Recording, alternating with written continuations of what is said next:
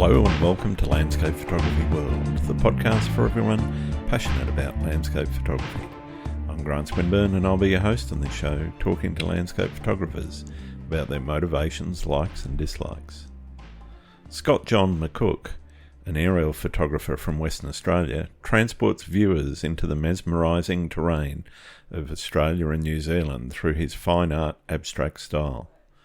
Known for his approachable and friendly demeanour, Scott captures the hidden beauty of the world from above, blending technical skill with genuine emotion to showcase the textures and colours of these landscapes in a uniquely captivating way.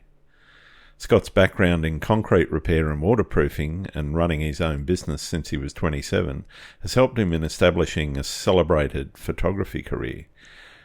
This began with a transformative trip to Vietnam and Cambodia. Inspired by this experience, he delved into photography, focusing on aerial landscapes that reveal the intricate details of Western Australia's ancient terrain. Over the last 15 years, he's developed a storytelling approach to photography, uncovering aspects of nature that often go unnoticed. In this conversation, Scott shares insights into the meticulous planning required for aerial shots, his creative process, and the environmental themes woven into his work. He also discusses the influence of social media, the impact of AI on photography, and his experiences in teaching through successful workshops. I hope you enjoy the show.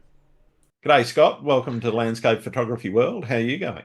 I'm doing good, Grant. Thank you for having me on. I very much appreciate it. I was stoked when I got the offer.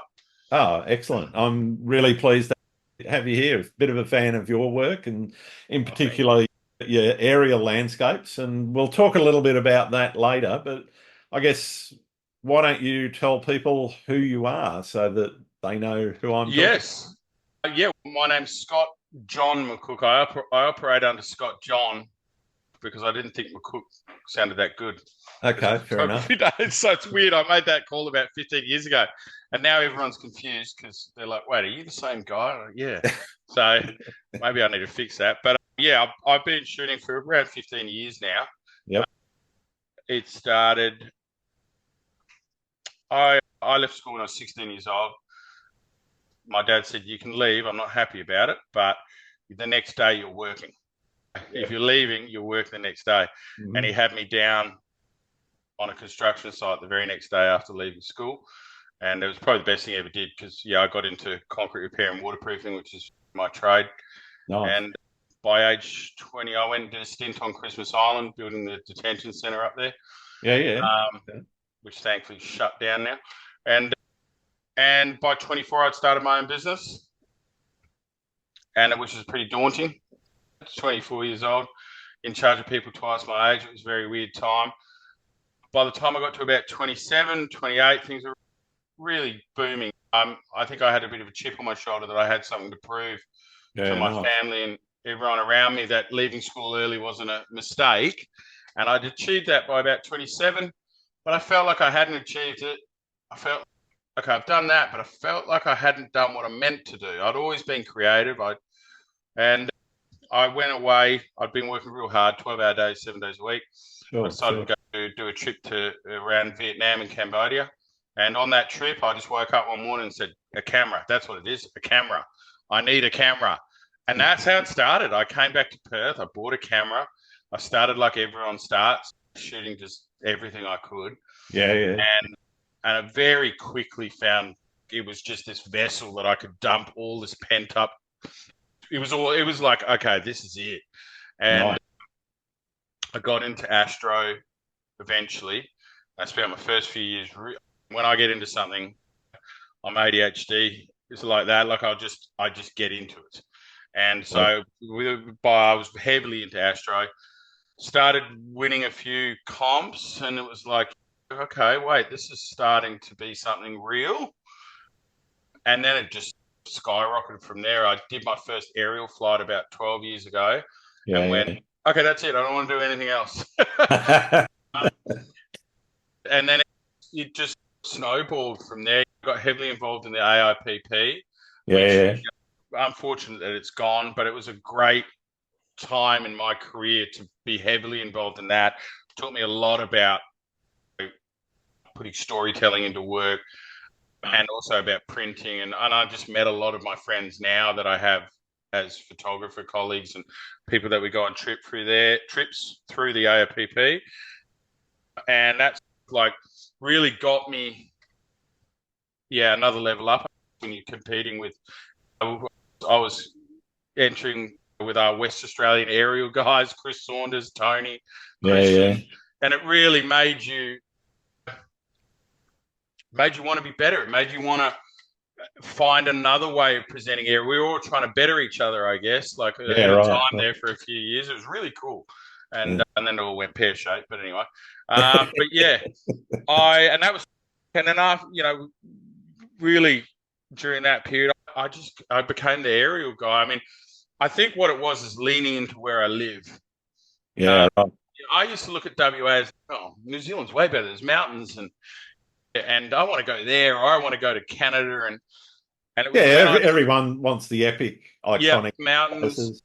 When I started flying over WA, and no drones, it was all Cessnas with 20-year-old pilots, and a few hundred hours on the clock, but it started to make sense. It was like, wow, okay, WA from above is a canvas. It's just unlike anywhere else, and that really fueled my just going into aerial full on, and I love it. I'm still addicted to it now as I was 12 years ago.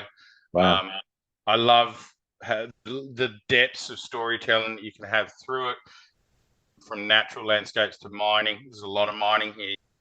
Absolutely. And that's how I'm here now. I'm looking to go in, at the moment I cut my time up between my business and my photography.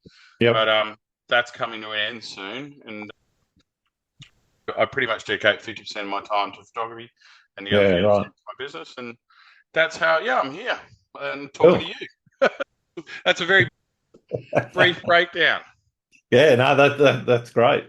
What is it, do you think, about that Western Australian landscape that lends itself to aerials? I've spoken to quite a few aerial photographers about this, and I'm just interested in your take.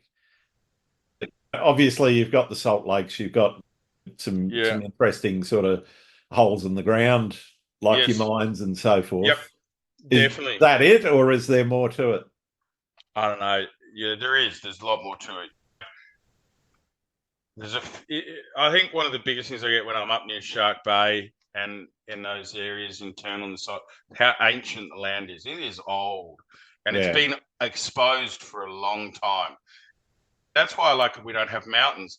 So a lot of the ranges we have used to be mountains. Yeah. They've been out of the water and exposed to the elements for so long. And you get that feeling when you're out there, which is a special feeling.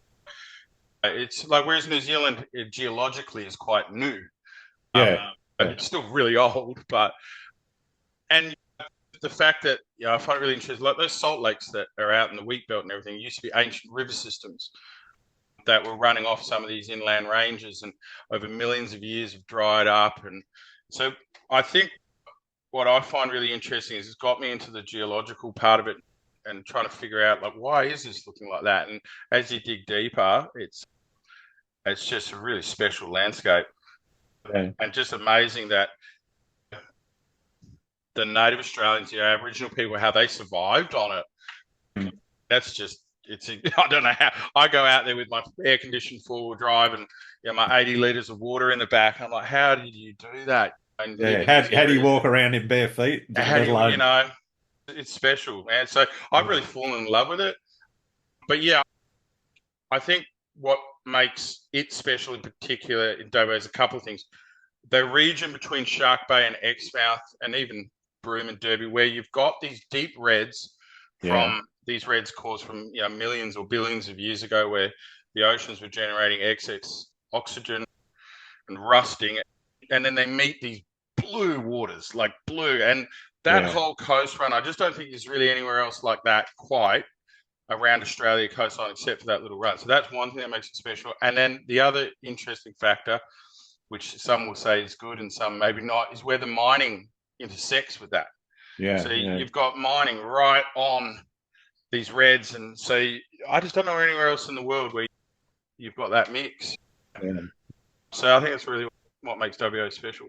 Yeah, I remember the first time I flew into Broome and that deep red, the deep aqua blue of the water, the white of the beaches and the sands, and the greens of the mangroves that are sort of dotted around there. And it was just mind-blowing colour. Yeah, I don't know. I do a lot of searching for adventures elsewhere, and everywhere's got their own unique colour palette. I think that really is unique to us here on the WA coastline. I don't really know where else you can get it. Maybe some regions in Africa, coastal Africa or South Africa. Yeah, maybe. Yeah. But yeah, no, it's just beautiful. I still can't get enough of it. I love that colour palette, that red and blue and emeralds clashing with it you get around Shark Bay. Just gorgeous. Yeah. So that's obviously one of the big motivators for you, is that capturing that landscape, and in particular doing it from the air. What do you do to get inspired? Is it just looking for something new, or is it looking for something that's just nobody else has ever done, or what? Yeah, I think lately in the last couple of years, more on the looking for something that no one's done, but that's pretty hard because a lot of it has been done. So yeah, it's getting pretty tough to find unique landscapes. Yeah. So that is one element. But the way that I shoot, I'm a 50% out in the field, 50% in the dark room or on the computer sort of guy. I'll have images that have sat on my hard drive for 3 years. Yeah. And every time I've gone past it, no, I'm not. No, I can't see it. Next. Yeah. Another 6 months later, it'll come up. No. And then 3 years later, flip, rotate. Oh, Jesus, there's a crocodile head there. How did I never see that? And then I'll go into that. So that's the other element for me. It's sometimes not just, it's about going out and capturing all this, but sometimes when you're in just a certain mood and you see something a certain way, something will jump out at you that you didn't see before. You might have to rotate, flip, whatever. And that's really what really drives me. I really like to go out and just capture a whole heap of images, just whatever I'm doing. I don't go on that many shoots a year, but I really try and plan the ones that I do. Yeah. For areas, because they're rather expensive, unless you're using a drone. So then I'll come back and I just sit on them, and it's just, I love the process. There'll be things that I don't see. There'll be moods that I'm in a dark mood, and that part of it is really exciting for me as well, not just the shooting part. Yeah. So yeah, in terms of, does it matter if it's new? Not really, because sometimes I'll see something in a completely different way. It is mighty tempting to find a new bit of treasure that no one else has found. But hard. Yeah, I mean, at the moment, I've been spending a lot of time out in the mid-central wheat belt, chasing all these little salt lakes. Some big areas, some just like these little isolated ones on their own. And as they fill up in winter, their colour goes a little bit. And as they evaporate it, and I just love that. There's something about that that's just really fun, because some of them are out. Some of them, if you ask me where I got it, I couldn't even tell you. It's down that road. I really enjoy that. I've been enjoying that lately. I'm back up to Shark Bay again at the end of this month. And I'm going to try and hit some new areas. I mean, I'm very happy for the people there. Shark Bay is booming. From tourism to aerial photography and everything at the moment. That plane charter company up there is very busy. Yeah, they're doing okay. Yeah, they're doing okay. Yeah, they got 2 planes now. So, yeah, look, I just love it. Even if it's an area that I have shot, there's just nothing beats getting up in the sky and smelling the air. And that Shark Bay landscape in particular, Hutt Lagoon, I shoot a lot up that coastline because it's close to me. I live 35 minutes north of Perth, so I'm only 4.5 hours away from Hutt Lagoon, 4 hours if I'm driving a little bit faster. But so I'm close. So I'm always up there shooting, and they change by the season as well. So Hutt Lagoon will look completely different in winter than it does in summer. And so, yeah, even though they're the same location for aerial photography, you go shoot the Eiffel Tower, the clouds and the sun change normally. And if it's a fix, okay, with a lot of these lakes, they really will just completely change. And it'll only be in that state for that one season, really. Yeah, right. You'll come back next season and the salt crust layer that was shaped like that is gone. And so, yeah, I think it keeps you coming back. For sure. Okay. You mentioned having to do a lot of planning, and that's something that's fairly common across the aerial photographers. Obviously, you've got to do a fair amount of coordination with your pilot and have a bit of an idea about where it is you want them to take you so that you're not spending loads of money going out on multiple trips. Yep, that's right. You're on the clock, the money clock. How do you go about that planning process? Is it a matter of running through Google Maps and then mapping out where it is that you want to go and then talking to the pilot? Or definitely. What I do is I try and use a few different maps. So at the moment, Apple Maps is photographed in winter and Google Maps is in summer. They're two different satellites. Okay. So I'll quite often use both depending on when I'm shooting. So recently I just went and did some work in the interior and it was around wintry, rainy. And so I went Apple Maps because that was far more indicative of what I was seeing on the ground. So then I could rely on that more. But yeah, when it comes to salt lakes in particular, try and make sure that you're looking at satellite data that correlates with when you're going in that season you're going, which is going to help you to know. So that's one little thing I've learned over the years, which helps. And then, I'm a big planner. I'm really big planner. If I'm on the clock, I do a little bit of drone stuff now, but with the helicopters in particular, I'm measuring the kilometers. I'm guessing like the flight speed that we'll be at, thinking, okay, can I get there? Is it? Because sometimes you look at a map in WA particularly, easy. We'll just fly from there to there. And you get to the pilot, he goes, that's 30 minutes, mate. And you're like, oh, okay, I didn't know that. I just looked on the map and it looked pretty close. So really trying to get an idea. Shark Bay is a really good example of that. From Denham to the Useless Loop salt ponds, it's a 15-minute flight. And so really figuring out, like, how long is it going to take me to get there? Is it worth going that far? Because when you're not shooting anything, you're just sitting in a Cessna throwing money out the window. That's right. Yeah, you basically, the pilot's got his vacuum hooked up to your wallet. That's it. Just hand them the wallet at the beginning of the flight. But so you're really trying to get your bang for your buck. So can I circle back here? Is there anything that I could circle back on? And the other big thing that I would say that I've learned is really take the time to get to know your pilot. And you really take time for the pilot to get to know what you want. Show them what you shoot. Show them how you shoot. I really emphasize on, I like to shoot more abstract, top down. I don't really want any of the horizon at all. And if you can get the pilot, I've found, to get an idea of what I'm visualizing when I'm going around, then he'll put things a little bit better for you. Really, and don't be afraid to, that's the other thing I try and teach people is you're paying them, but don't feel bad to say, hey, can you do another lap? Can you bank over a bit harder? Because you're on the clock and they want you to get good material. They don't want you to sit in the back and be silent and come back with bad material. So really good communication, taking the extra time on the ground, I find really helps. If you find a good pilot, stick with him. If you can. I got a guy, Michael Glynn, in the South Island, New Zealand. He flies helicopters out of Fox Glacier. He is a gunner. I love him. That's the only guy I fly with down there. I'm trying to think what else that I try and do. I guess with pre-planning is, and I learned this lesson just recently. I don't need Tom Putt. Mr. Tom Putt. We went and did Kalgoorlie together in a heli, and I borrowed his Z9. I hadn't used the Z9 before, and I hadn't shot Nikon in about 7 years. And he gave me the camera while we were in the hangar. And yes, there are simple settings, but also there are back menu settings and I was like, cool. And then we just were in the helicopter. And so as we're taking off, I'm sitting there going, okay, back button your phone, trying to set everything up.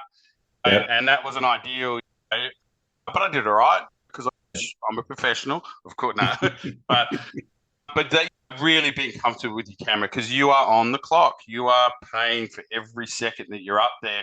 If you're trying to figure out a camera that you've not used before, or if you're not comfortable with it, then you're going to either get bad images, blurry images, or you're just going to be losing time. So it's really important to go out there with a camera that performs well, with a lens that performs well in its sweet spot. And that's another really important thing, is I'm never shooting all the way at 2.8. If it's a 2.8 lens, I'm always at f4, f5, because when I'm shooting aerials, I'm using the corners. I'm using all the way to the corners of an image. Quite often they'll soften, especially the drones will soften on those edges. So yeah, that's the other thing. It's really, you want to be shooting with something that you know and it performs well, because it'll make a big difference, I think. And I think that's really probably, that's probably the main things that I do. And then the rest of it's just up to a bit of luck and some good conditions. I like shooting really early. For a lot of the mining stuff, I like a bit of shadows. Well, I was going to ask, because time of day obviously is going to have a big influence about what you're actually going to see on the ground too. Yeah, too early and everything. Like, so for example, if you're shooting like farmed salt land, like useless loot, too early, and the actual basin is in shadow, you get the right time and the ridges are all lit up gold. And so you're really trying to get your timing down. But yeah, I'm normally like in the air half an hour after sunrise if I want shadows. If I'm shooting water, so if it's going to be like the bays at Shark Bay or anything around, I'm always later. I like 8:39. Yeah, you want the light to be up a little bit on an angle. But I think a little bit of shadow is good. I think with aerial photography, we just had such.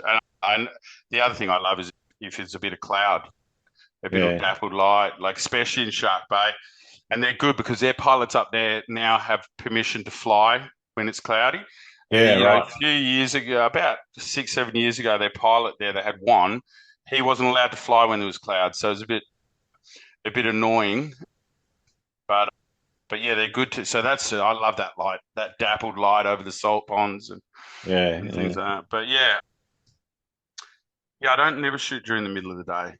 It's just it's the same rule as, I guess, standard landscape, really, isn't it? We're looking for the good light, but I've done some stuff now where normally I wouldn't be there, and I'm just starting to explore. Okay, let's go out in harsh light.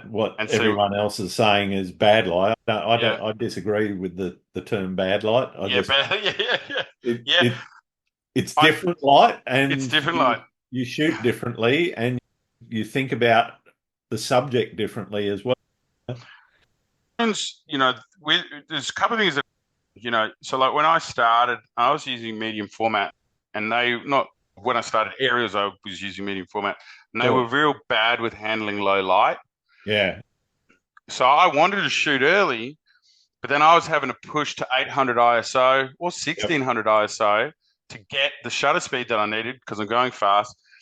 And I look back at those images; they're real grainy. There's great AI noise control now. Which you can fix it now in post, but back in the day you couldn't. Back in the day you couldn't. No, you know what? Since that AI's come along, I've gone through all my old folders. Like, yes, okay, because I did a shoot about 9 years ago in New Zealand in real cold temperatures with a phase.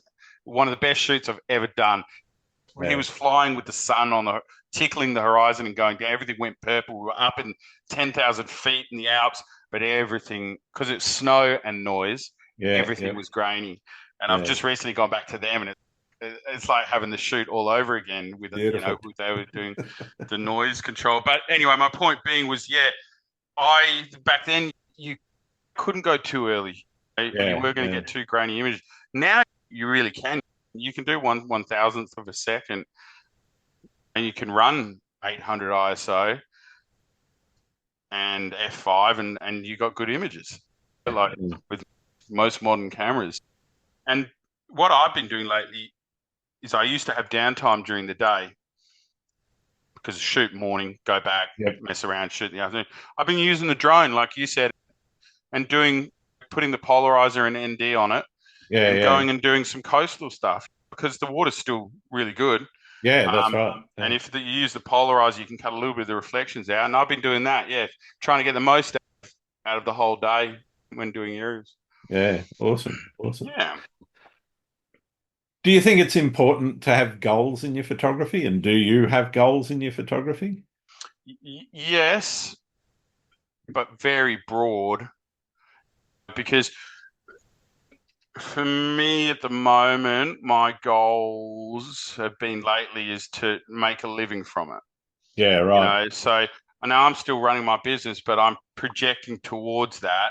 Yeah. And so lately my goals have been like, okay, how can I start to set up multiple sources so that I can do this without freaking out every week? Yeah. So that's been my goals lately. That's in the business element of it and trying to do your dream job full time. Creatively, I have goals. I've got a list of projects that I want to go, story driven sort of aerial photography as well. Yeah, right. So I definitely have them, but I'm always open to, sometimes you'll have one goal and something else pops up. So that's one. So I definitely have that. I have a lot of stories that I'd like to tell with aerial photography. They're on my list to do, and maybe I get to tick one off every year. Yeah. And then when it comes to editing and processing, I'm very not goal driven. Right. I'm very, let's go and strap into the seat in Alice in Wonderland and see where the trip takes us.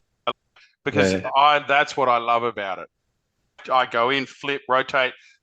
This holy, okay, whoa, that looks like that. Okay, let's go down that path. Okay, that doesn't work. Let's come back down. Okay, let's go down that road. And I'm like that until something comes out. Yeah, right.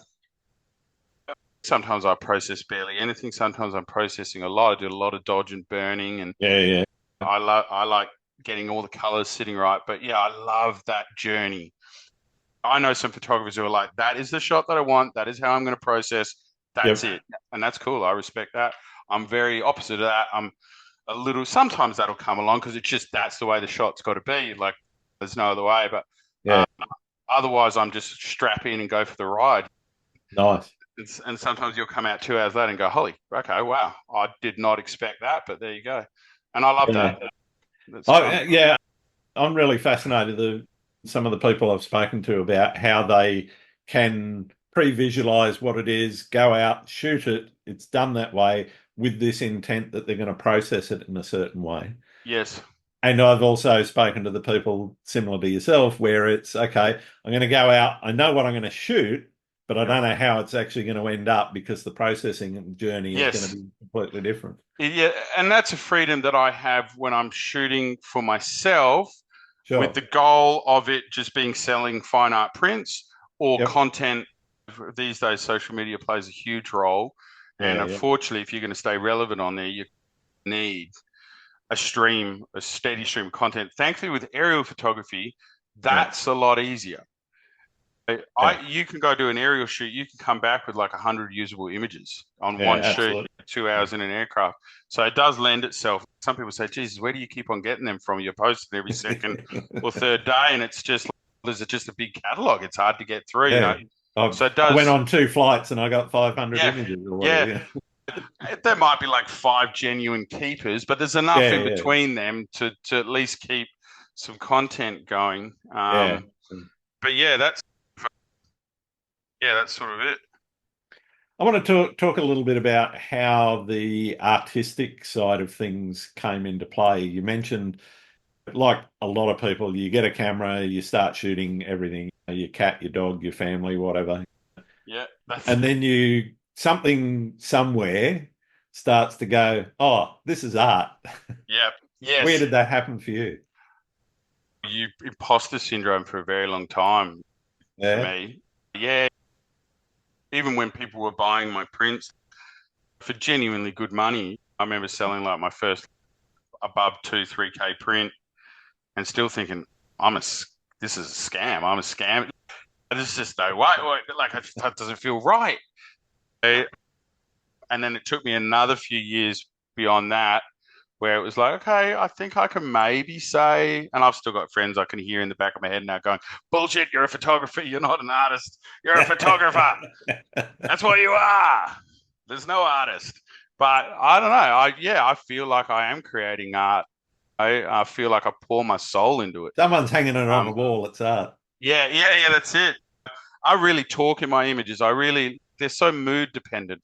If I'm in a happy mood, they're blue and green. If I'm in a bad mood, they're red and black. You can go through my social media. You can see when I'm happy. You can see when I'm. So for me, I feel like, I started to feel comfortable with calling it art.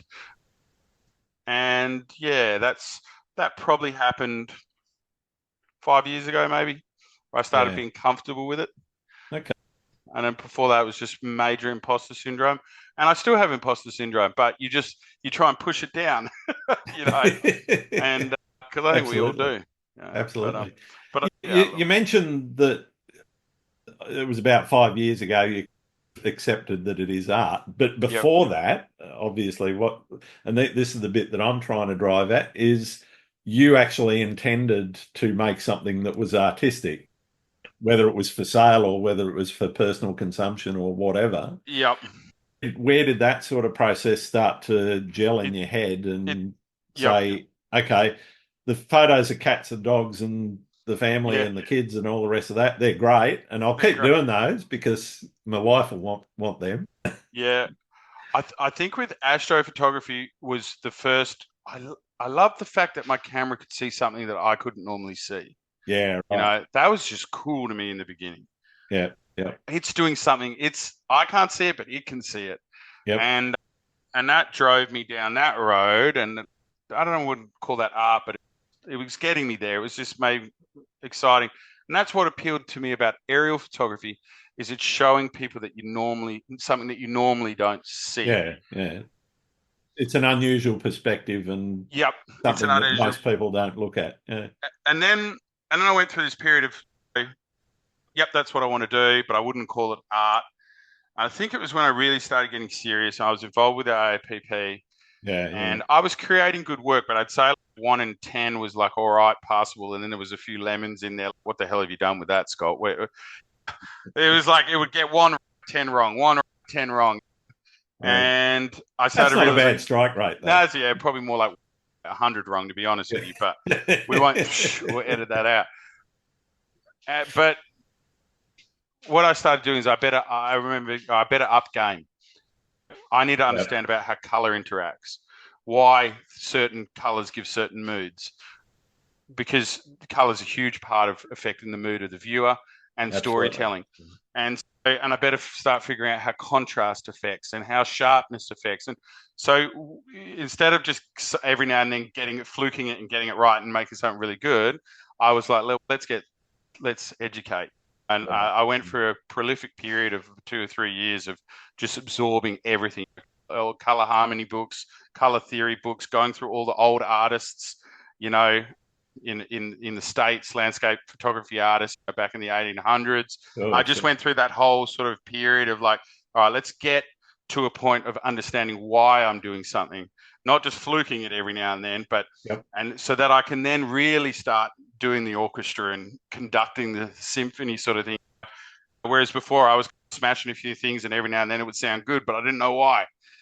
Right. And I would say once I went through that period, at the end of that, I think I started really creating work that could work in houses and walls and as art, colors that work together, and understanding like, I can't have that color there, really, because that doesn't quite work.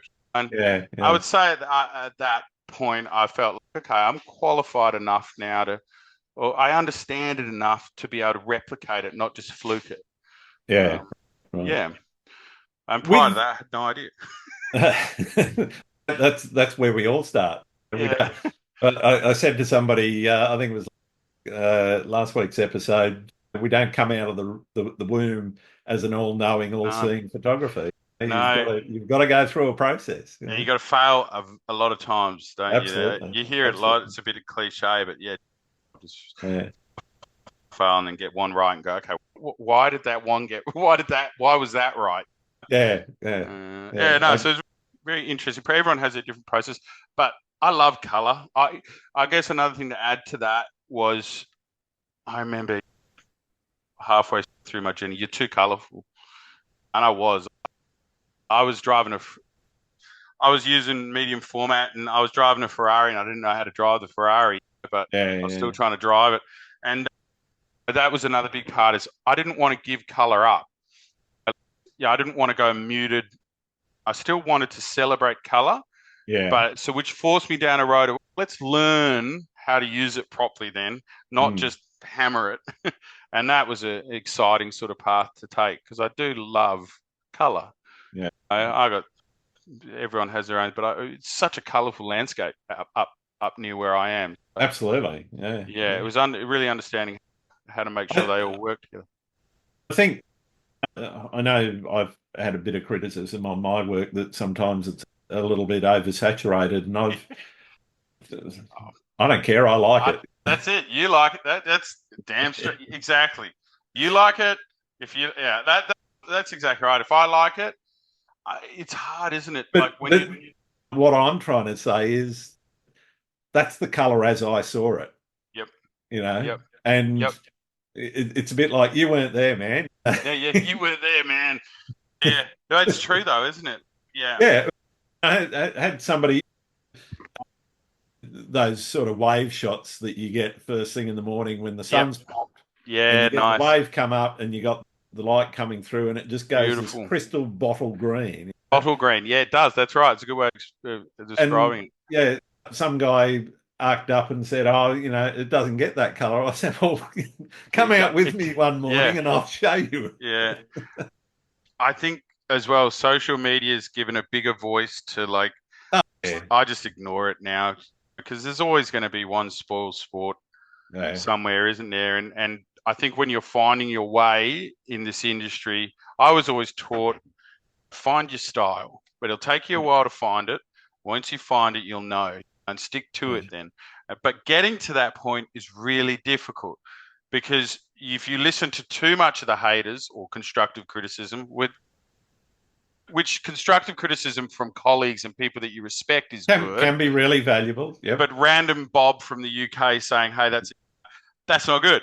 And so it's trying to navigate. It's really hard, I think, for everyone to navigate that while keeping your style and not giving in to the haters and just becoming another one of a generic sort of.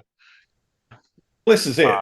It's also one of the things that I, again, trying to deliberately avoid is following trends and particularly the social media stuff because it just leads you down the road of being like everyone else. Do you know, I remember when it started with social media where blown out skies were the thing. Yeah.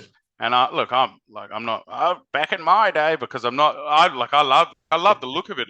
They work, but I just remember when it first started happening, it went against everything I was taught in my photography journey. What the hell are we blowing the skies out now? We've just spent all this time developing cameras that cannot blow the skies out. Can handle the dynamic range and deal with it. And now we're blowing them out.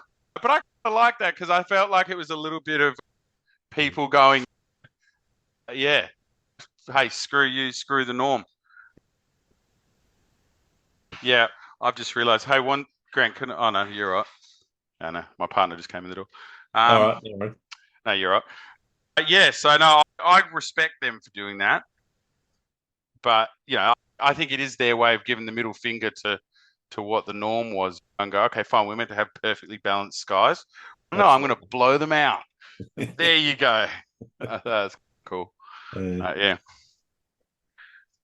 think you put a lot of emphasis on the environment in your work. And I know reading some of the captions on some of your posts on social media, where do you see landscape photography and aerial photography as a tool for environmental education and advocacy?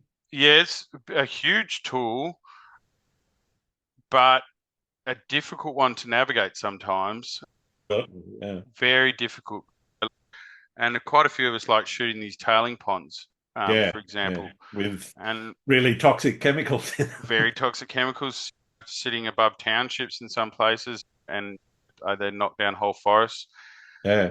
When I started off, I would do say for social media, I'd do a post and I would put my 2 cents in, let's say, but they just always cause too much drama. Either you'd get the guys who are like, "Hey, my father worked there, my father's father worked there, and it's in it. And what are you saying? We shouldn't make money." To the other end of the. So what I started to do was just go, you know what, I'm just going to let the image do the talking. I'm going to educate. I'm going to give you a fact about it. I'm going to tell you where it is. I'm going to tell you what it does. And I'm going to give you the image that I've made. And I'm going to leave it to you. And that I have found a better way to be able to do what I love doing, educate at the same time, but without causing a proverbial shite storm, which you can get on social media because it's pretty crazy. So that's how I've been doing it. So you've got that end of the spectrum where you're educating people on these things that are in their back garden that they never even knew existed, which I think is really important. And the visual impact. You know, people say, "Oh my God, that's beautiful. Where's that? Up in Broome?" It's a tailing pond, like 20 minutes out of the city near Perth. That's it. And then that starts them off. Like, oh wow, Googling it. Oh geez, I never knew that. And I feel like there you go. I've won one today. That's it. I've got someone's educated.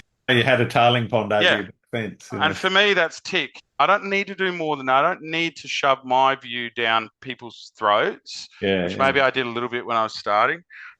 And then you've got the other end of the spectrum where it's showing people the beautiful natural parts that they never knew, that they've driven past. People have driven past Hutt Lagoon so many times but never seen it from above, or these other areas. So there's the other natural aspect saying, hey, this is in our back garden. So I like, that's the way to summarize that is I like to put some facts in, maybe touch on my creative sort of look at it, and that's it, and just leave it to them. I've learned my lesson a little bit where what happens is it can turn into a debate rather than a discussion about the image. It can just turn into this big I know, I get it. So that now I've got some people like my good friend Mr. Tom Putt. He doesn't shy away from a good freaking online debate, and hey, credit to him. I don't mind. He can handle that. Me, nah, I'm out. I don't want that. So everyone's different, but for me, I just put it up there and then step away. And I'll answer questions as there's questions, but I'm not one for turning it into a massive, back and forth. It's a very important part of what we do is showing people how beautiful these areas are. And for example, up near Shark Bay, why there shouldn't be new drilling sites and things like that going in around those natural areas. So we definitely have the power to help or educate. Cool. I'm interested in where you sit in terms of that balance between creating something original and unique and sometimes edited. With the need to stay true to the natural environment and the reality of the scene. Now, I know from my perspective, I try and keep it as real as I possibly can. I don't mind deleting the odd bit of rubbish that's in the way that's a distraction in the corner or whatever. Yes. But where do you sit in that editing sort of monopoly of saying, all right, I'm really going to clean things up, or I'm going to... Yeah. Can I sit everywhere? Yeah, that's fine. Yeah, okay. Yeah. I think I sit everywhere. Because I just did a little thing for Western Australia tourism.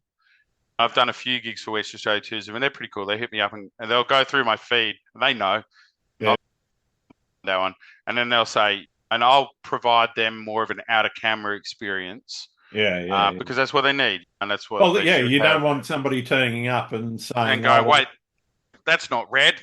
Yeah, that's not red, or even better, the bit where you've cloned out the telegraph pole. Yeah, the telegraph pole, or the mine site. Yeah, exactly. So the mine site that's over the fence. Yeah. So that's one avenue. So like there's some magazine articles and things like that where I find, most of the people I work with now know me. Like, all right, hey, give me that version. Then there's the artistic part, and that's really what drives me. Where I'd say I've shifted more of my personal work to that, where I don't really care what it started off with. I just care about how it makes me feel and where it ends up. And it's not often too far off, but I'll definitely change colors. Like sometimes I'll shift colors to work more harmonious through the image. And those images are those images. And then there'll be sometimes work that is more documentary style, or I'm wanting people to see something where I really try and just leave that alone. I just did a recent shoot over Lake Lefroy, documenting how much more mining there is going. It's crazy how much more mining there is for lithium and all. And I did a whole series for a few UK publications, and I entered them in a few awards. I left them really just obviously crop and get everything nice, but they're pretty just left as is. Contrast, sat, a little bit of this, a little bit of color adjustment, and then off they go. But yeah, I think there's a time and a place in my catalog for everything, but I do just love the artistic part of it, where sometimes I'm creating something that just looks good on a wall, you know, and it doesn't really matter, where I end up. But yeah, that's my take. Tom, I'm all about creative freedom. If you want to do composites, you want to do cloning, you want to incorporate AI into your work, fine. I don't care. I can't remember. Someone said it ages ago. I remember, anyone could do a dolphin riding over a rainbow with a horse. And I remember one of my photographers said, but can you do it convincingly? Yes, that's it. Can you do it well enough that somebody can't tell that you did it? Yeah, and I think that's with it, guys who composite a lot or whatever. I think it's just, does it evoke emotion? Does it give you a feeling? Does it work? If it does, job done. Not many people can. Well, now with AI, maybe that, but not many people can do that and have an understanding of how still those elements should work together, how the colors should work together. So yeah, power to everyone if you can get it right, either by mashing it together or. But for me, I don't do the much composites because quite often I'm making images with a little bit in the back of my head that they might end up going into a competition or something. Not that competitions are all the be all and end all, but let's be honest, if you do win something, it definitely helps with your, what would you call it? Your worth with selling credibility. Prints. Yeah. I always say, like, when you win a comp, I sell a few more prints.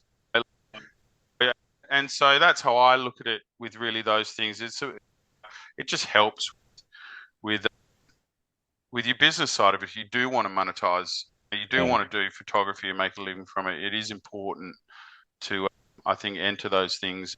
And not necessarily, not everyone, but for me, that's what I do. So quite often I've got that in the back of my head. If I'm editing something, I don't want to add a horse and a bear riding a go-kart, a real heavy composite, because I'm like, most of those will say no to that. So I don't do too much compositing. I used to do a little bit back in the day with Milky Way photography. Sometimes that is needed to get the composition that you want just right. But AI is scary now. You can just go and just. But you can see it, like Photoshop AI at the moment. I think it's only got max resolution of 1024. It's not much chop for prints. No, it's not, is it? And there's ways around it, but yeah, I actually have not used it. Right? And I'll tell you why I haven't used AI, because when you use AI, so the really cool thing about AI in Photoshop at the moment is using it as a different content aware tool. You got content aware, or you've got your blemish brush to get rid of dots or whatever, and that would be the old way you do it, or use a clone tool. Now AI does it beautifully. If you've got like a little something or other, but even if you just do this little corner, when you post it online, it'll say this is AI. That's right. And it will flag it as AI. So I keep away from it because I don't want that, because instantly people look at an image differently. Oh, exactly. So, you know, and I'm exactly the same. I steer clear of using those tools. Yeah, big time. Yeah, and I understand, but maybe there should be like 1% of this image has been AI, but at the moment, that's the thing. What's the percentage? I got about 500 pixels there in that corner that needed filling in. So I can't use it at the moment, and I'm not. but that's what I would use it for because it does do a good job. It's like content aware on steroids, but I don't because I don't want that little AI thing. I get it. Yeah. What does success look like for you in your photography? My mental health. Yeah. If I'm happy, photography really is for me like and it always has been a way of expressing myself. It's my psychologist when I'm being creative. If I'm sad, it's really success. I've already succeeded in it. It's given me something that I'll have for the rest of my life that I'll always have it, and I'll always have a way of expressing myself. And that's probably how I'd measure. Really, the next way I'd measure it is if I can transition to full time. Yep. Yeah.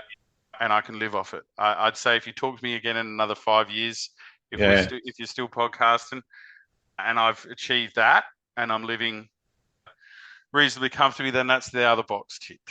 Yeah, fair enough. I'd say, yeah. Let's talk about that decision. Where are you at with the decision, and what are the biggest factors that are going into that thinking at the moment? I have a company with about 9-10 staff at the moment in construction, and it's when that goes, or whether I just leave it and take my part out of it. So that's probably that will probably happen in the next few years. Yeah. Okay. So what I've been doing is preparing for that. So in the last year to 2 years, I've really been, from what I've learned with my current business, is just not to have one avenue. Yep. It's to have multiples. From fine art prints online to I've even did a phone case line. So because what I realize is, a lot of my art is priced out of people who don't have $500 or $1,000 or $3,000 or $4 or whatever. So I've tried to do that. I've tried to do a really nice spread so you can still own something of mine. The gallery is an option in probably the next 1 to 2 years. Workshops are starting to fire off now. We did a couple last year. We're probably looking at 5 next year. The year after that, we'll probably have about. I'm doing a lot of private tours as well, which I've been. What I've found is like a big interest in the aerial workshops, which has been great. I only advertise through Instagram. That's it. Yeah. Okay. And it's taken off. So, but through that, I had a lot of people saying, "Hey, I don't like being in a group of 6 people. Do you do one-on-ones?" So that's another element that we're doing. So I've just been preparing like that. So that when I do finally check out of my main business, I'm already going. Yeah. It's not like checking out and then going, let's figure this out. Yeah. So that's why pretty much at the moment I'm 50-50 with running that and then doing photography. If I'm out on the road running that business, when I'm back here, I'm building extra elements on the website, putting more new workshops together.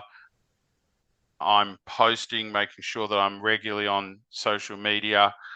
Instagram is just one of the best marketing tools that I have for me. I was lucky to be on the Instagram train as it started. So if you looked at a graph, I got all my followers in like the first 3 years, and then they did what Facebook did and tried the monetizing it, and then I've just steadied off. But I got reasonably good engagement, and like I said, I'm selling out. I just sold out my wheat belt workshop, which is doing all the Salt Lakes, just purely for Instagram. Cool.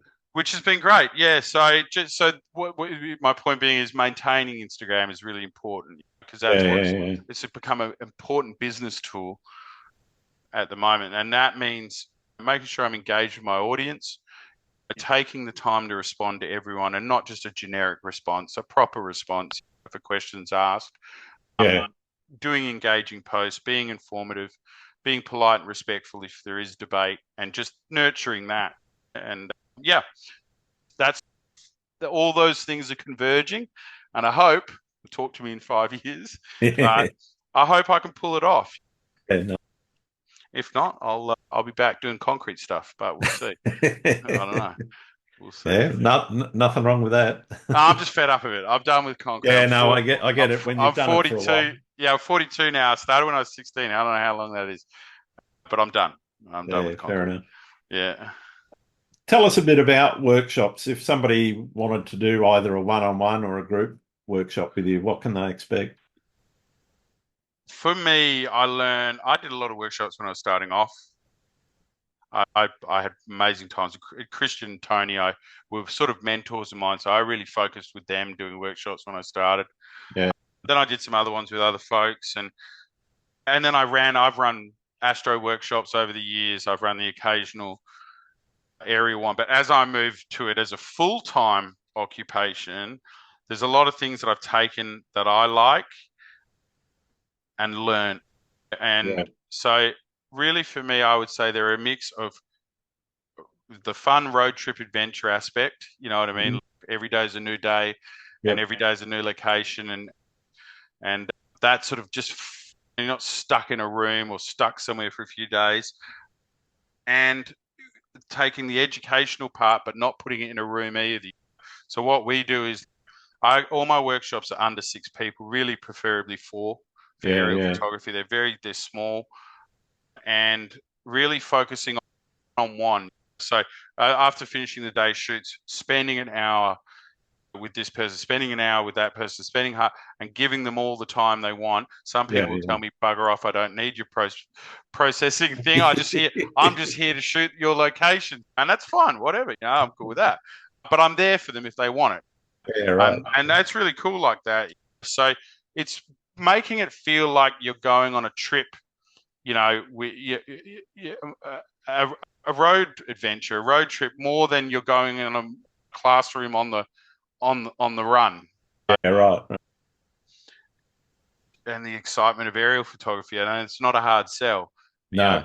Putting people up in helis and airplanes. Some of these people have not been up before, so being there for them, Yeah. not making them feel like they're forced to go up. If they do get a little bit of cold feet, just giving them time, and just having a positive environment for that. And once you do get them in the plane and they're looking down the back of the camera, then they're off. They forget about they're even in an airplane, which Yeah. is That's good it. as Yeah. long as they're strapped in. But I think that's. And the other thing is, I've spent the better part of the last 12 or so years feverishly shooting Western Australia from above, Yeah. and New Zealand's probably the other place. So I I I know where to go, Yeah. and I know Yeah. when to go. So it's just nice being able to share that with people, and it's exciting. It's a real different sort of workshop with aerials. It can be a little bit complicated, just I guess with like landscape photography, almost any weather's good weather, except if it's drowned out, I guess, and you can't Yeah. literally Sure. stand Sure. out. Whereas with aerial photography, it's a little bit more risky. You really got to pick your times and you've got to leave enough space to find a good day if there is Yeah. bad days. So it is a little bit harder in that regard. But no, I can't wait to do more. We've got 2 wheat belts, we've got 2 shark bays, we're going to do Derby. We've got potentially up in Darwin. So they're just going to keep on popping up. But I'm just slowly, at the moment with my business, I can't do too many. But once that goes, I'll be doing quite a few a year, and that will probably be my main source of, Yeah. of income. Yeah. But that's it. You talked about knowing where to go. What's a favorite place that you've got that you just have to keep going back to? It's got to be Shark Bay. Yeah. But it just has to be. The place is huge. It's almost never ending. I've spent 40 hours in the air above Shark Bay and I still haven't covered everything. Yeah. That's 40 hours flight time. I don't know what that is in money wise, but I probably don't want to know about it.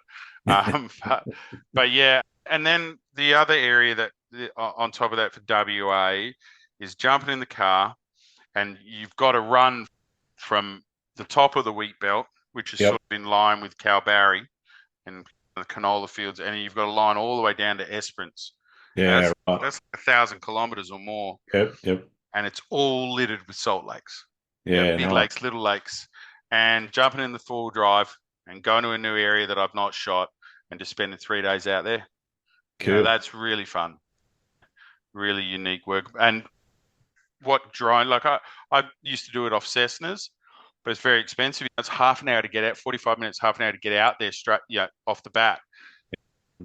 They're 2-hour flights. They're very expensive flights. With what the drones allowed me to do is get out there with the latest drones, get pretty keepable still imagery, and then also have a scouting location like, okay, this is worth bringing an aircraft into, and then coming back with that and shooting it. So yeah, they're the two things that keep me coming back. I just, I love it. Fantastic. Yeah. What's your most memorable photography experience? Oh, geez, that's a hard one. Oh, I think my first aerial flight, it was Hutt Lagoon, Pink Lake. There's two. I'll go with that. First time I went up in an aircraft and saw Hutt Lagoon from above, and just I couldn't even, because even then, but satellite imagery wasn't like that. My brain just processing. Whoa, this has been there the whole time, and that's what it. I think that's probably one of those. And the second most memorable was getting a really cool gig with Arbor Skateboards, which is an American skateboard company. Okay. Yeah. And they approached me on social media and said, hey, we want to do 5 skateboards with your name on them, with your images, aerial images. Awesome. And I was like, I'm thinking about it. You don't even have to pay me, but they paid me. And then they came back 2 weeks later and said, hey, we've been thinking about it. Everyone else who's been a guest artist has done a video. We'll send you a videographer, or unless you have someone in mind, and could you do a video promoting? Nice. Yeah. And I looked up the other guys. There was an amazing German artist, and he did a video in Berlin. And I was thinking, I said, no, I'm trying to think, what would I do? And I went back to him and said, what about filming the road trip from here to where I shot them, which is Shark Bay? I got a friend of mine, Brooke Rushton, who's a videographer in Sydney. I rang him up and said, do you want to be paid just to go on a road trip and shoot it? And we went away for 8 days and we shot this sort of on the road adventure together. Fantastic. And it was probably one of the most memorable experiences. Yeah, it was fantastic. It was a great experience being on the road, filming it. It was very organic with the way we did it. We just did it with one drone and one camera and a stabilizer and some mics. Yeah. And I'd probably say that was, I was getting, we got that fully paid for, and it's just very memorable. Everything went right. We got to Kalbarri on the road trip and lightning came in. Awesome. We got to Shark Bay and there was a thunderstorm with more lightning. So we got some more epic conditions. We had dolphins, we had all the shark. It was just like one of those trips where everything aligned, and we had the cameras with us the whole thing. It was like you couldn't have ordered better conditions if you were just ordering it on a menu. Yeah. So that's probably my 2 most memorable experiences to date, I'd say. There's been other ones. What about bad experiences? What about horror stories? Yeah. Okay. Yeah. With the aerial photography theme, then not realizing that I'm not saving images to an SD card. I did that in a Pentax. Mm-hmm. So I did 500 images that just went nowhere. Wow. Ouch. And there was an SD card in there, but there was I don't know what. It was my fault, I'm sure. I'm not going to blame the camera. It's something I did wrong. That's terrible. Like that little switch on the side that makes it read only. Yeah, I did something. To this day, I don't know. The other one I've done, which is a terrible experience, is I went through a phase of locking the ring to infinity. And as I was shooting, I bumped it and I didn't really check. And so I remember losing like 300 amazing images to blurriness because I didn't realize I was on manual. But lesson learned. There's so many lessons you learn through almost getting lost on a hike in Tasmania out near Cradle Mountain. That was a bad one where like we were at night with my friend Jeff Miles and genuinely lost, like genuinely. Idiots, really. Like we had all our full camera gear. We went on a trail. We lost the trail. It's two stubborn photographers. Like, no, we'll be fine. Ended up on the side of a mountain as the sun's going down, trying to both not panic, but both realizing like we're lost. And only by chance, at about 9 p.m., finding an identifier marker and then piecing our way back home, and in like freezing conditions, and we were only prepared for like 3 hour, just dumb, really dumb, like a lot of less. So that was back when I was starting, with that sort of stuff. That was an interesting one. I remember a funny one is getting into a Cessna up, I think it was Shark Bay. It was their older Cessna. And I got onto the foot piece, and it was like a really young pilot. And I stood on the foot stand, and it snapped off. And the pilot just grabbed it and said, "Oh, and threw it in the plane, jumped in, and we took off." And I'm sitting there going, I don't know how good this plane is if the foot stand fell off as we're about to get in. That was more of a funny one. But yeah, I haven't had too many. Probably just a lot of like close calls, I'd say. I've not had any. In all my flights, I've had very turbulent ones. Yeah. But I've had no engine failures or anything. That's good. Yeah. Touch wood. But yeah, just a lot of close calls.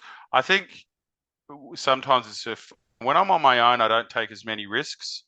If I'm hiking and things like that. But then when I'm with someone else, you're more likely to take risks, which is where I've actually got in trouble. They say you're better off being with someone else, but normally we're both idiots, and then we take more risk and end up at a potential situation. But no, I'm pretty lucky. I'm pretty lucky to date. I've not had anything bad other than just shooting images that should have been sharp and weren't sharp, or shooting images that didn't even exist and didn't get saved, and then landing and going, there's $1,000 that I've just wasted. And that hurts. Definitely. Yeah. But yeah, that's about it. Have you ever hit a creative wall or have those creative blockages where you're sitting there going, it's not working? How do you deal with it? Oh, it's hard, isn't it? I've had them, yeah. And I think when you first start off, it's knowing that just hold on.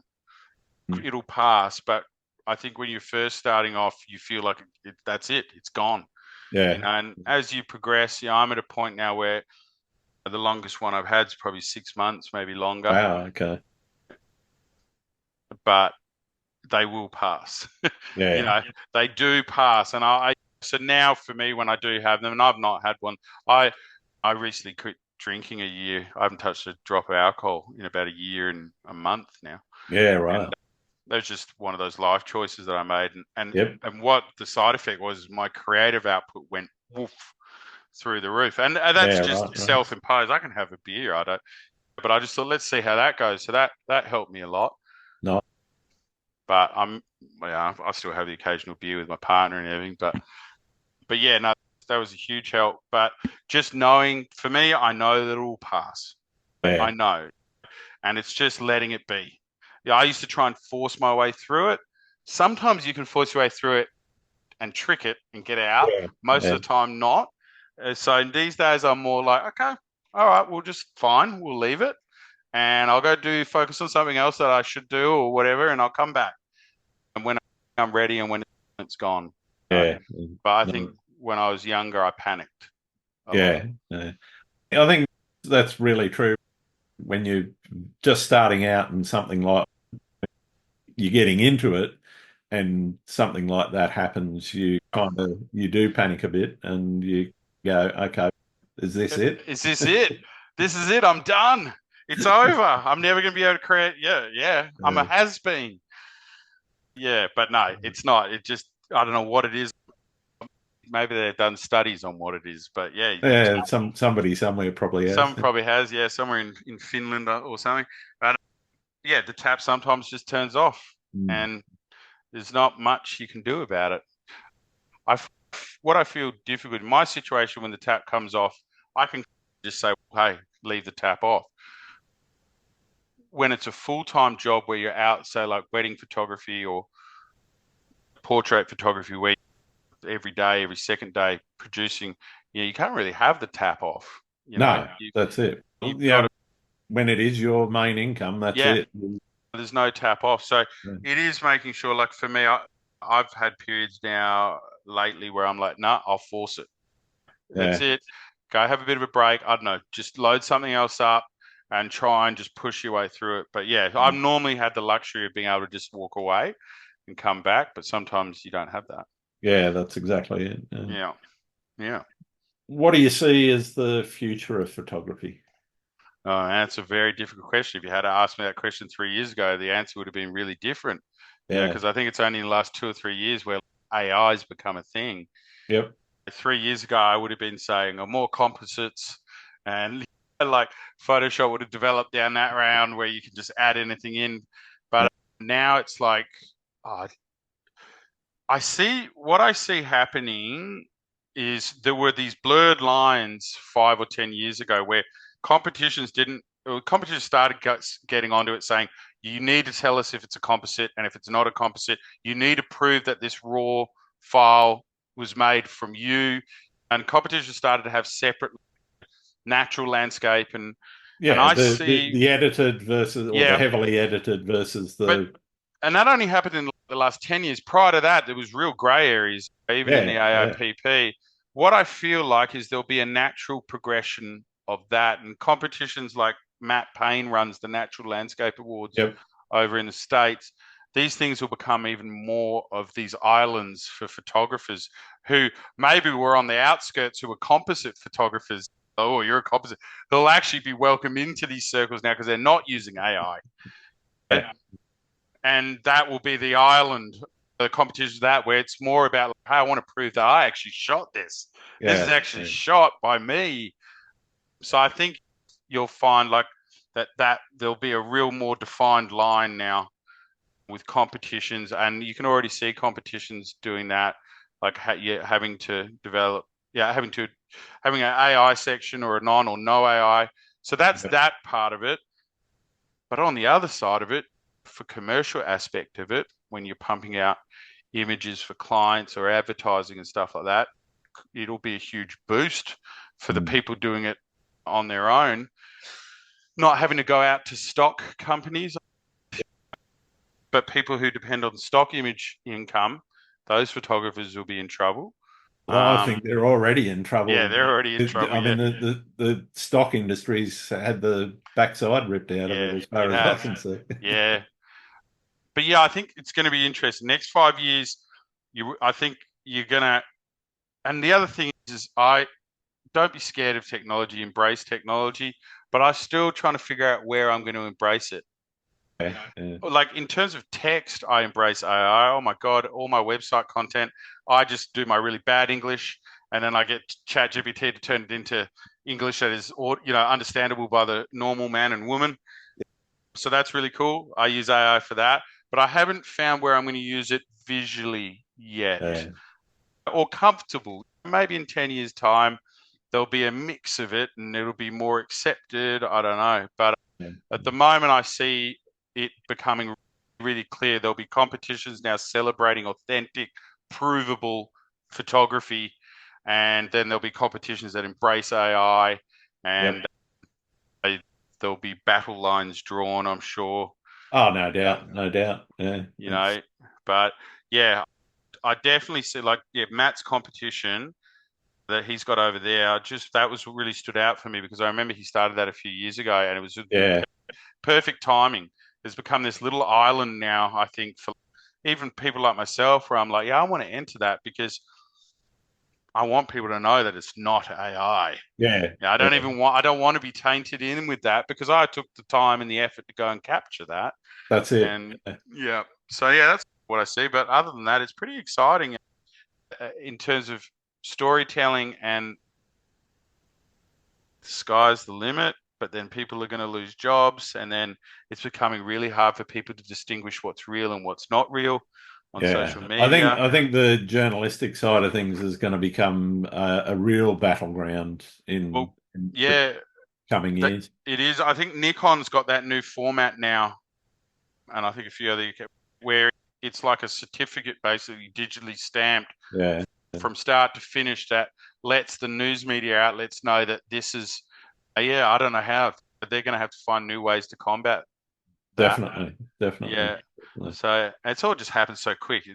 But it's like everything. It's like the rules take 5 years to catch up, don't they? Or putting standards in place. It's just lightning fast. Absolutely. But yeah, exciting times. I, for my other work, like ChatGPT, it's just like my quoting, compiling thing. Like today I had to break up quantities. That's boring off photography, but I had to break up quantities of all these materials, and I just took a screenshot of it. Told ChatGPT, just give me 1/6 of that, and it spat out all the math in 10 seconds flat. And now I don't know how I can utilize that in photography, but yeah, I think AI for that is good, but for visual aspect and us photographers, yeah, landscape photographers, I don't know what it could do for us right now. But as you said, with advertising and stuff, I can already see it playing a big role. Yeah. But yeah, interesting times ahead. Definitely.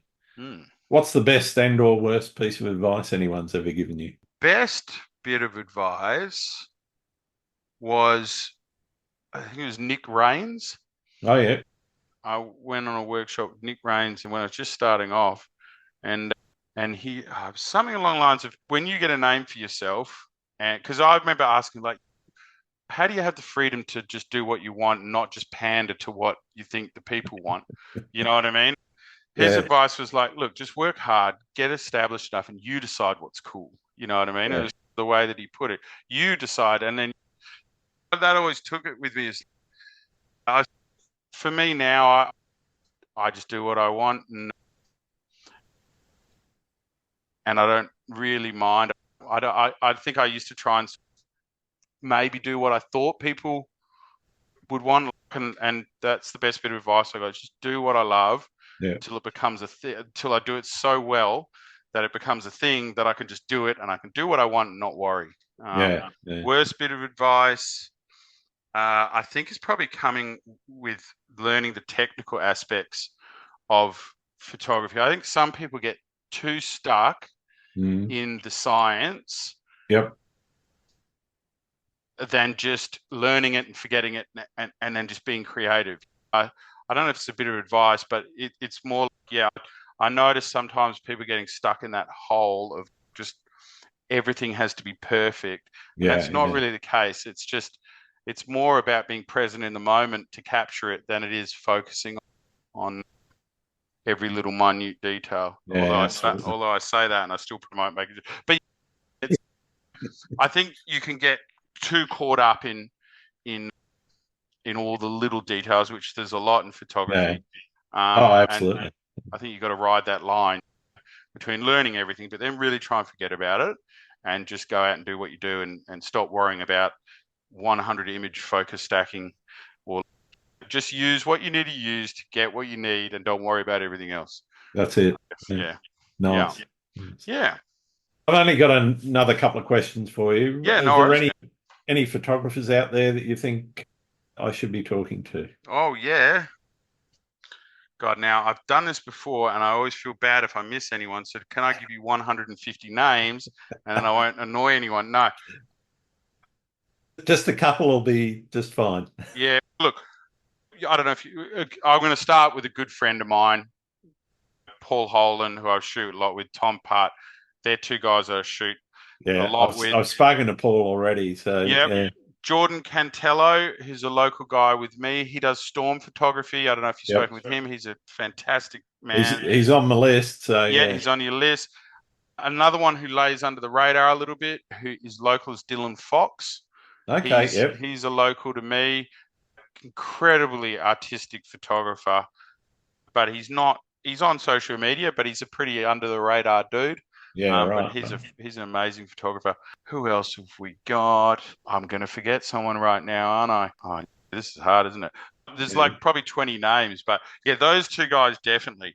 If you haven't heard of Dylan, and he's cool. I've seen Dylan's stuff before. Cool. I haven't spoken to him, but definitely keen to talk to him. If I think of anyone else, there's so many. I'm just whenever I'm put in a situation like this, I'm like, oh, okay. That's fine, mate. But yeah. Now go on. Next question. No. Yep. The last one. It's probably the most important one that I've asked anyone, and it's something I've been trying to get to the bottom of since we started the podcast 3 years ago now, a bit over 3 years. Right. Do you like pineapple on pizza? Am I allowed to answer that in a safe environment? It's It's just you and me. Nobody else. It's just us? Okay. Between just you and me, yes. I like pineapple on pizza. But am I the majority or am I the minority? I got to be honest, I haven't done the stats yet. I should do. All right, we need to do that. But I am. I think I'll work it out because I'll be coming up for 200 episodes soon, so Yeah, right. I might release the results after 200. I love it. I don't know why people don't like it. I love pineapple on pizza. It's just nice, and I like you got parsley and you've got coriander. Yeah. Coriander. I like coriander. So there you go. Yeah, I'm definitely a coriander fan. Yeah, so that might explain. Pineapple on pizza. It's okay, but it has to be on a burger. Yeah, yes, that's true. Now, I've always wondered what it would be like if you traveled to Italy and just went everywhere and asked for pineapple on pizzas. I wonder if you'd be pushed out of the country. But probably deported. Yeah, I don't mind pineapple in a burger either with beetroot. So nice. No, that's my answer. I'll stick to it. Fantastic. All right, thank you so much, Scott. Thanks, Grant. Really a lot of fun talking to you. Yeah, you too, mate. And I'd just like to let everyone know where they can find your work. Obviously, Instagram. Yeah, Instagram, I'm at Scott Jon Photography, and it's John without a H, so Jon, Scott Jon Photography. And then my website has got more and more stuff going up on it all the time, which is www.scottjohnaerialart.com.au. And that's John without a H as well. They're the two places if you want to get a hold of me, if you want to follow me. And I'm putting more blogs up on the website every day or every week, where I break down some aerial photography tips and things like that. So it's a handy place to go. Nice. Fantastic. Thanks, mate. All right, Grant. Thank you. Cheers. Thanks again for listening to Landscape Photography World. I hope you enjoyed the show, and keep listening because I'll be joined by some great guests in upcoming episodes. You can find my work in this podcast at grantswinburnphotography.com, along with along with prints, photography gear, and my 2025 calendar. I'm also on Vero, Twitter, YouTube, Instagram, and Facebook. Don't forget to like and subscribe. I'm Grant Swinburne. Hope to see you out shooting soon.